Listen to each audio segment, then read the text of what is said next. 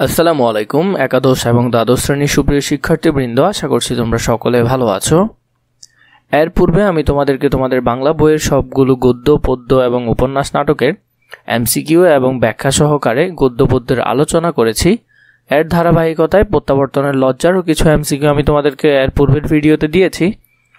এখন আরও কিছু এমসিকিউ দিব, কারণ তোমাদের মধ্যে অনেকে বলেছে আরও কিছু এমসিকিউ দেওয়ার জন্য, তাই আমি তোমাদের জন্য আরও কিছু গুরুত্বপূর্ণ এমসিকিউ নিয়ে এলাম। চলো আমরা কিছু ধারাবাহিকভাবে এমসিকিউ দেখে নিয়ে আশা করছি এটি তোমাদের কাছে লাগবে। 28 নম্বর থেকে আমরা দেখি। চলো, স্টেশনে পৌঁছে কবি কি রঙের আলোর সংকেত দেখলেন? কবিতা নিয়ে এর পূর্বে আমরা আলোচনা করেছি, তাই করছি না, তোমাদেরকে এমনি কবিতার মধ্যে দেখিয়ে দিচ্ছি কোথা থেকে এমসিকিউ আসে। দেখো, নীল বর্ণের আলোর সংকেত। তাহলে কি বর্ণের আলোর সংকেত ছিল? উত্তর হবে খ, নীল বর্ণ আলোর সংকেত। ট্রেন ছেড়ে দেওয়ার কবির অনুভূতি কেমন ছিল? ট্রেন ছেড়ে দেওয়ার দেখো তার অনুভূতি ছিল হতাশার মতন। তাহলে উত্তর হবে হতাশাগ্রস্ত কবির অনুভূতি ছিল। সহযাত্রীদের মুখাবয়বে কি প্রকাশ পেয়েছিল? এখানে তাদের মুখাবয়বে যেমন দেখো, যাদের সাথে শহরে যাবার কথা ছিল তাদের উৎকণ্ঠিত মুখ কেমন ছিল? উৎকণ্ঠিত মুখ ছিল। তাহলে হবে যে উৎকণ্ঠা। উত্তর হবে 30-এর ঘ। সহযাত্রীরা কিভাবে কবিকে সান্ত্বনা দিচ্ছিল? এরপর দেখো, জানালা উবুর হয়ে আমাকে দেখছে, হাত নেড়ে সান্ত্বনা দিচ্ছে। কেমন ভাবে? হাত নেড়ে সান্ত্বনা দিচ্ছিল। এটি হবে খ। স্টেশনে আসার আগে কে কবিকে তাড়া দিয়েছিলেন? আসার সময় আব্বা তাড়া দিয়েছিলেন। তাহলে কে তাড়া দিয়েছিল? আব্বা তাড়া দিয়েছিল। উত্তর হবে ক, আব্বা। 33-এ গোছাইতে গোছাইতে তোর সময় বয়ে যাবে, কথাটি কে বলেছিলেন? এখানে আব্বা বলেছিলেন, গোছাইতে গোছাইতে তোর সময় বয়ে যাবে, তুই আবার গাড়ি পাবি। এই কথাটি বলেছিলেন কে? কবির আব্বা। নিঃস্বপ্ন নিদ্রাকে কবি কি বলে অভিহিত করেছেন? এখানে নিঃশব্দ নিদ্রাকে তিনি আমার ঘুম পেল, এক নিঃস্বপ্ন নিদ্রায় আমি নিহত হয়ে থাকলাম। কবি নিহত হওয়া এখানে বুঝিয়েছেন। আজ রাত না হয় বই নিয়েই বসে থাক, উক্তিটি কার? এর পরের লাইনে ছিল আম্মা বলেছিলেন আজ রাত না হয় বই নিয়েই বসে থাক। তাহলে এখানে উক্তিটি ছিলেন আম্মার। উত্তর হবে ঘ। জাহানারা সম্পর্কে কবির কে হন? এরপর দেখো, অথচ জাহানারা কোনোদিন ট্রেন ফেল করে না, জাহানারা কবির সম্পর্কে বোন হন। এরপর 37 নম্বর দেখো, প্রত্যাবর্তনের লজ্জা কবিতায় কে কোনোদিন ট্রেন ফেল করেনি? জাহানারা কোনোদিন ট্রেন ফেল করেনি। এখানে কবিতায় ছিল জাহানারা কোনোদিন ট্রেন ফেল করেনি। এখানে ওনাদের কিছু ভাই বোনের কথা বলেছে, এইগুলো বেশি গুরুত্বপূর্ণ, এখান থেকে প্রশ্ন বারবার হয়, তোমরা সেগুলো দেখবে। ফরাত কতক্ষণ আগে স্টেশনে পৌঁছায়? দেখো, আধ ঘন্টা আগে স্টেশনে পৌঁছায় কে? ফরাত। তাহলে উত্তর হবে এখানে কি? ফরাত আধ ঘন্টা আগে। আধ ঘন্টা কোথায়? এখানে ঘয়ে। তাহলে উত্তর হবে আধ ঘন্টা আগে। চাকরকে কে টিকিট কিনতে পাঠায়? লাইলি মালপত্র তুলে দিয়ে আগেই চাকরকে টিকিট কিনতে পাঠায়। তাহলে এখানে উত্তর হবে লাইলি।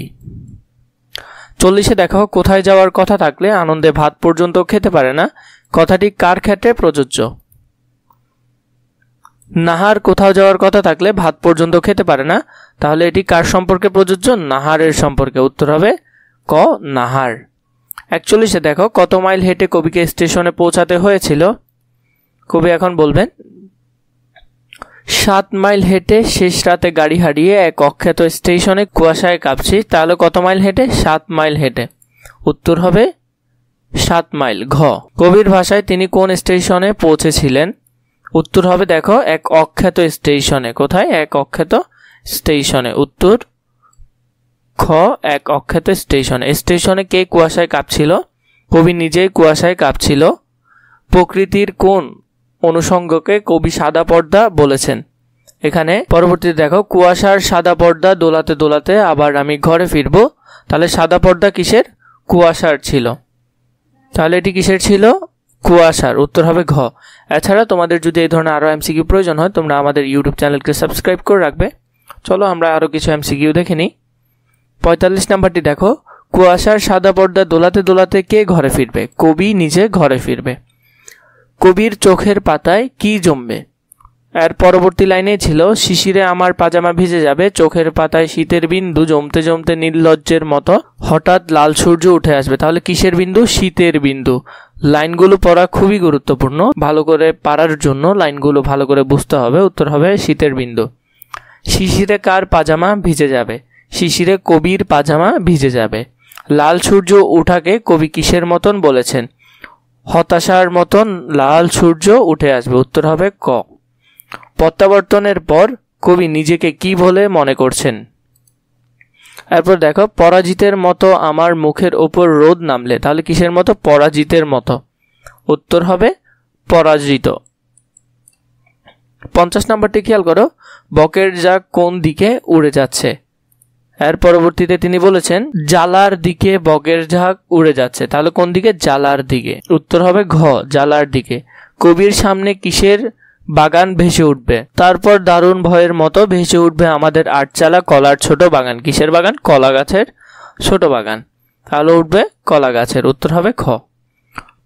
কবিদের বাড়ি কত চালা বিশিষ্ট? এরপর তিনি বলবেন, এরপর দেখো এখানে কি বলছে, ভেসে উঠবে আমাদের আটচালা কলার ছোট বাগান, তাহলে কত চালা? আটচালা ঘর বিশিষ্ট। ট্রেন ছেড়ে দেওয়ার বিষয়টি কবিতায় কিভাবে বোঝানো হয়েছে?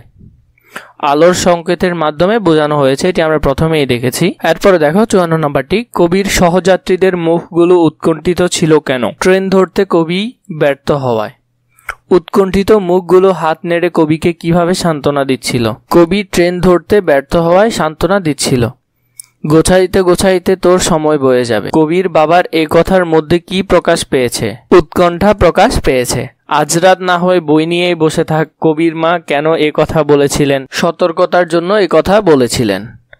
নিঃস্বপ্ন নিদ্রায় নিহত হয়ে থাকা বলতে কবিতায় কি বোঝানো হয়েছে? অনুভূতিহীন হওয়া। এছাড়া তোমাদের যদি আর কোনো টপিকের উপর ভিডিও প্রয়োজন হয় তোমরা কমেন্ট করে জানাবে। আমি এর আগেও তোমাদের কমেন্ট যারা করেছো তাদের কথা রেখেছি এবং তোমাদেরকে ভিডিও দিয়েছি। তোমরা করলে তোমাদের প্রয়োজন অনুসারে এবং আমার সাধ্য মতো আমি তোমাদের জন্য ভিডিও রেডি করতে চেষ্টা করব।